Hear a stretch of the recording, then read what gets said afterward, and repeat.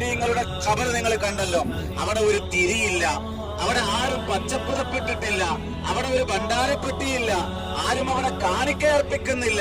കാരണം അത് അള്ളാഹുവിന്റെ പ്രവാചകൻ വിരോധിച്ചതാണ്. നമ്മുടെ നാട്ടിൽ നേർച്ചകൾ നടക്കുന്നു ബദരീങ്ങളുടെ പേരിൽ. ഇവിടെ അങ്ങനെ ഒരു നേർച്ചയില്ല, ബദരീങ്ങളുടെ പേരിൽ ഒരു നേർച്ചയും നടക്കാറില്ല. അത്തരത്തിലുള്ള നേർച്ച അള്ളാഹു പഠിപ്പിച്ചതുമല്ല.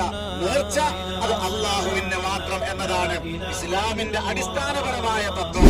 നേർച്ച അള്ളാഹുവിന് മാത്രം, പ്രാർത്ഥന അള്ളാഹുവിന് മാത്രം.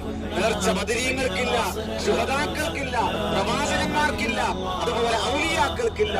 നേർച്ച അള്ളാഹുവിന് മാത്രം.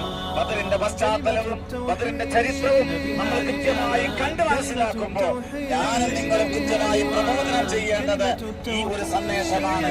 ലാ ഇലാഹ ഇല്ലല്ലാഹ് മുഹമ്മദുർ റസൂലുള്ളാഹ് എന്ന ഏറ്റവും ഉത്തമമായ കലിമത്ത് തൗഹീദ് പ്രചരിപ്പിക്കുന്ന അതിന്റെ പ്രചാരകരായി, അതിന്റെ വാഹകരായി കൃത്യമായി നമ്മൾ ഓരോരുത്തരും മാറുക.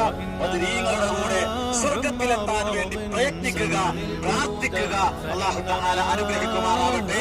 അസ്സലാമു അലൈക്കും വറഹ്മത്തുള്ളാഹി വബറകാതുഹു.